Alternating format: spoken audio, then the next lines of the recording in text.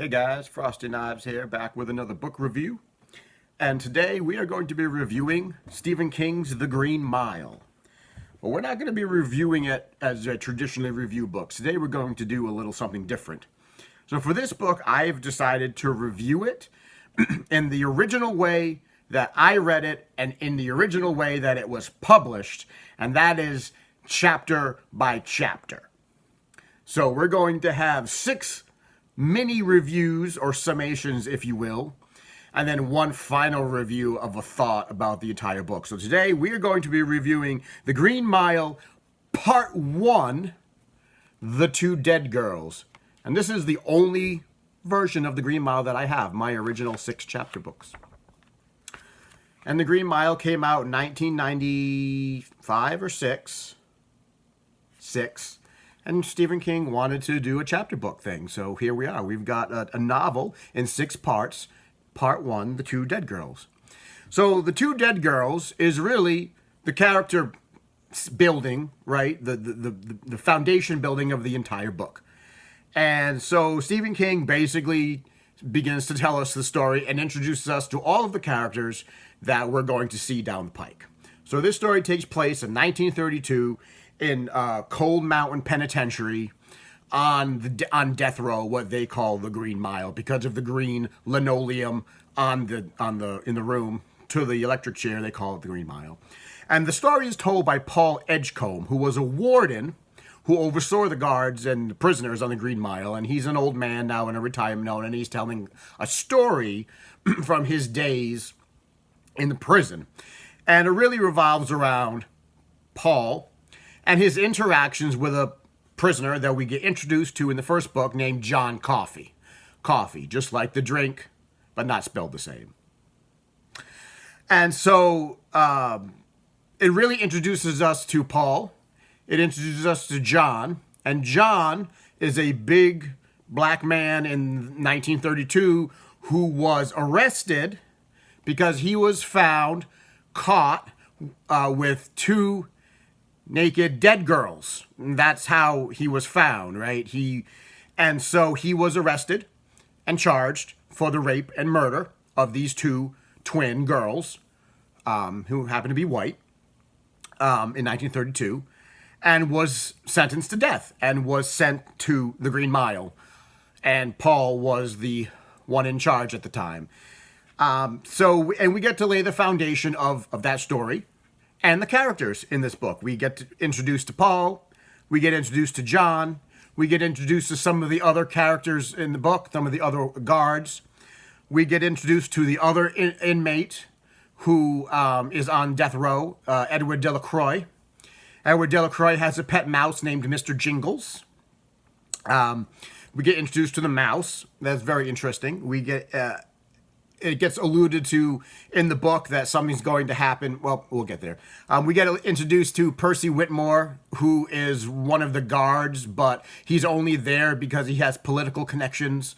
Paul calls him mean and stupid, and he doesn't like him. He's trying to get him off because he doesn't believe he has any business in executions.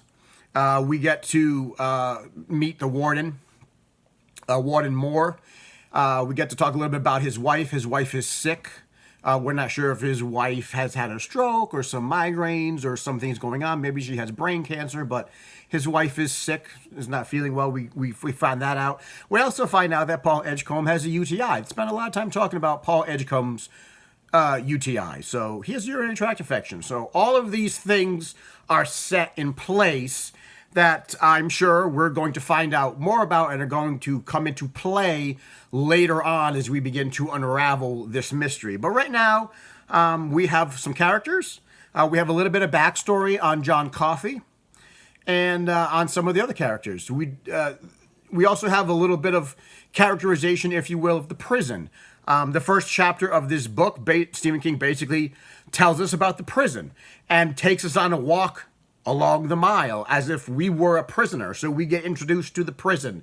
It's a cold, dark, ruthless, forbidding place. And as if we were a prisoner, we are walked down the mile to Old Sparky. And that's how the book sort of opens up. Gives us some atmosphere, gives us some character of the prison. And it leaves us with a lot of questions, which is good in a chapter book, right? At the very end of the book, Paul, we don't know exactly what went on between Paul and John Coffey, but we do know that at the end of the book, Paul says that John Coffey's execution is the last execution he ever took part in. So one has to wonder, what happened? What happened with Coffey?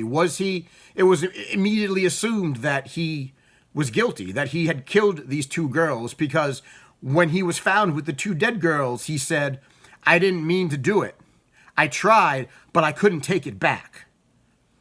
I was too late. It was too late. I couldn't take it back." Well, what does that mean? Well, we're going to find out what that means. And again, the book sets us up with really good characters, really good questions. And that's what you want in a chapter book. You want your people, your readers, to keep reading and to want to know what's going on. And this book does that. What really happened with John Coffey? What happened between Paul and John Coffey that was so compelling that Paul never saw another execution again in his life? What's up with the mouse? What's going on with Mr. Jingles? Why do we talk about Paul's urinary tract infection, or the fact that the warden's wife is sick?